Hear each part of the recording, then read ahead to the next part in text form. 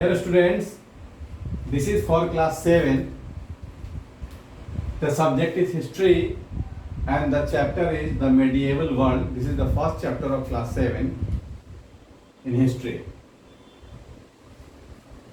First of all, we should know what is history. To learn about our past, that is called history. जब हम अपने अतीत के बारे में पढ़ते हैं, जानते हैं, जो भी घटनाएं हमारे पीछे घट रही हैं, बीत रही हैं, आज की घटना भी अगर बीत गई तो वो हिस्ट्री में चेंज हो जाएगी, हिस्ट्री कहलाएगी। तो जो भी चीज़ें हमारे पीछे गुजर गई, जो भी घटनाएं हमारे साथ गुजर गई, वो सारी घटनाएं किस में आती हैं? हिस्ट्री में आती हैं। So the study of past, history is the study of past. तो पास्ट में एक तो हो गया वो हिस्ट्री जिसके बारे में हम बहुत पहले से सुने हैं, बहुत सारी चीज़ें हैं जो प्री हिस्टोरिकल टाइम की, जिसके बारे में हमें बहुत ज़्यादा जानकारी नहीं है। और एक समय वो आया जब हमने हिस्ट्री को लिखना शुरू किया और जहाँ से हमने हिस्ट्री के बारे में याद रखना और जानना शुरू किया, तो उसको हम लोग बोलते हैं एंशिएंट हिस्ट्री। तो बहुत पहले का जो काल था वो क्या था? एंशिएंट हिस्ट्री था, यानी कि जब हमारी सेंचुरी की शुरुआत हुई थी। और आजकल 18वीं सदी के बाद जो 19th सेंचुरी हमारा चला, या उसके बाद की जो सेंचुरी चल रही है, after up to 18th century, and then after 18th century, this is known as modern period. तो 8वीं शताब्दी के पहले हम लोग उसको नॉर्मली एंशिएंट पीरियड बोलते थे, और 18वीं शताब्दी के बाद हम लोग क्या बोलते हैं? उसको मॉडर्न पीरियड बोलते हैं। तो इस एंशिएंट और मॉडर्न पीरियड के बीच का जो टाइम हुआ, यानी कि 8वीं शताब्दी के बाद 18th सेंचुरी के, सॉरी 8th सेंचुरी के बाद, कब तक? 18th सेंचुरी तक, यानी कि 8 से लेकर के 18वीं सेंचुरी तक का जो टाइम रहा, उसको हम लोग क्या बोलते हैं? मेडिएवल पीरियड, यानी कि मध्य युगीन, बीच का टाइम। 8 के पहले एंशिएंट था, 18 के बाद मॉडर्न हो गया। 8वीं शताब्दी के पहले, 8th सेंचुरी के पहले की हिस्ट्री को हम लोग एंशिएंट हिस्ट्री बोलते हैं, और 18th सेंचुरी के बाद के हिस्ट्री को हम लोग मॉडर्न हिस्ट्री बोलते हैं। तो 8 से लेकर के 18 के बीच की जो घटनाएं हुई या जो हिस्ट्री रहा, उसको हम लोग क्या बोलते हैं? मेडिएवल पीरियड बोलते हैं। इस टाइम को हम लोग क्या बोलते हैं? मेडिएवल पीरियड बोलते हैं। ये कब से कब तक रहा?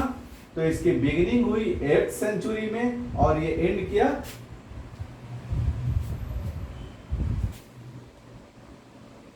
11th हो गया 18th सेंचुरी तक। तो ये 18th सेंचुरी तक चला। 8th सेंचुरी से लेकर के 18th सेंचुरी के बीच का जो पीरियड है, इसको हम लोग क्या बोलते हैं? मेडिएवल पीरियड बोलते हैं। अब मेडिएवल पीरियड को भी हम डिवाइड कर सकते हैं दो पार्ट में। This period has been divided into two parts. The one is called early medieval period and another is called late medieval period. तो early medieval period क्या होता है? जिस पीरियड में, ये पीरियड कब से कब तक हुआ? तो 8th सेंचुरी से लेकर के 13th सेंचुरी के बीच में, between 8th century to 13th century जो घटनाएं घटी, जो कुछ भी हुआ, उसको हम लोग किस में काउंट करते हैं? अर्ली मेडिएवल पीरियड में काउंट करते हैं। और 13th सेंचुरी से लेकर के 18th सेंचुरी के बीच में जो घटनाएं घटी, उसको हम लोग लेट मेडिएवल पीरियड में काउंट करते हैं। अब अर्ली मेडिएवल पीरियड यानी कि 8 से लेकर के 13th सेंचुरी के बीच में बहुत सारे यहाँ पर राजा हुए जिन्होंने अलग अलग क्षेत्रों में राज किया, जैसे कि पाल हुए, पाला, प्रतिहार हुए, और आपको राष्ट्रकूट,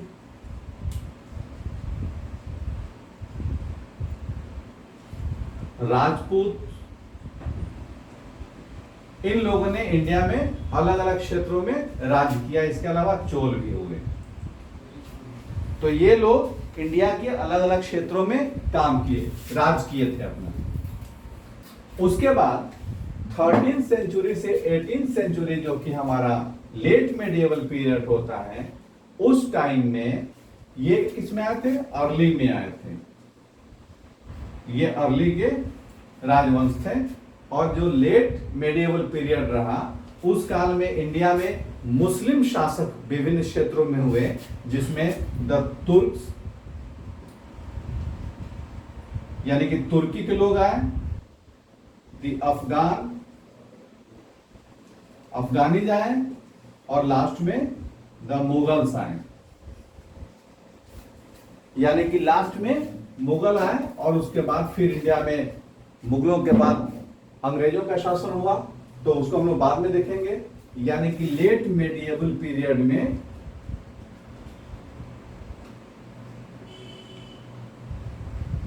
इंडिया में तुर्की लोगों का, अफगानियों का और मुगलों का शासन हुआ था। अब है कि इंडिया का नाम कैसे हुआ। तो पहले से हम जानते हैं कि राजा भरत के नाम पर इसका नाम भारतवर्ष भी रहा, इसको जम्बू द्वीप भी कहते हैं। और क्योंकि इसके पश्चिम में सिंधु नदी बहती थी, जिसको पर्शियन लोग, ईरान के लोग, मॉडर्न ईरान के लोग इसको सिंधु को हिंदू करके बोलते थे, इसलिए इसका नाम हिंदुस्तान भी पड़ा। और जब अंग्रेज इंडिया में आए तो उन्होंने जब भारत में आए तो उन्होंने इसका नाम इंडिया रख दिया।